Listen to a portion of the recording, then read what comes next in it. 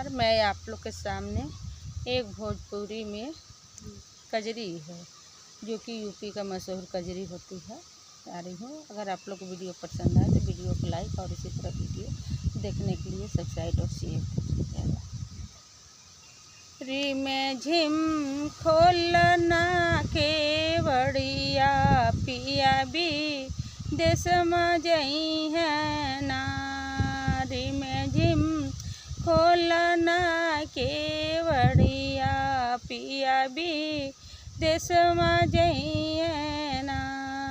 जब तू राजा जइबा विदेशवाना, जब तू राजा जइबा विदेशवाना, हमारे बाबा के बोलवैदा, हमारे बाबा के बोलवैदा, हम नहीं हरम जइबे ना। हमारे बाबा के बोलवैदा, हम नहीं हरम जइबे ना।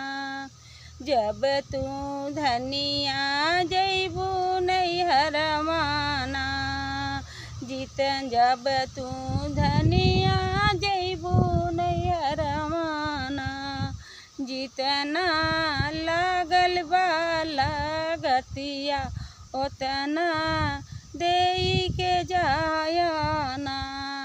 जितना लागल बा लागतिया उतना देई के जायाना।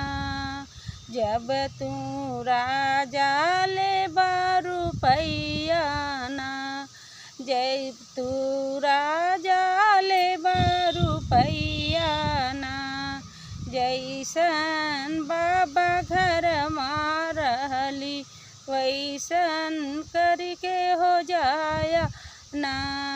जैसन बाबा घर में रहली वैसन करके जाया ना।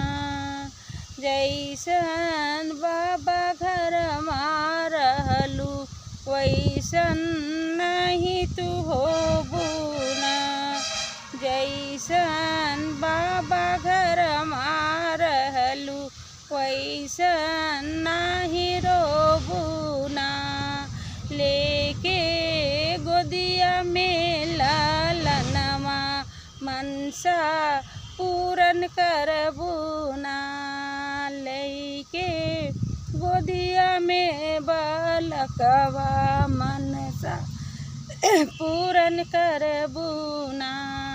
री में झिम खोलना के बड़िया पिया भी देश में जई है नारी में झिम खोलना के बड़िया पिया नहीं विदेश में जई है ना।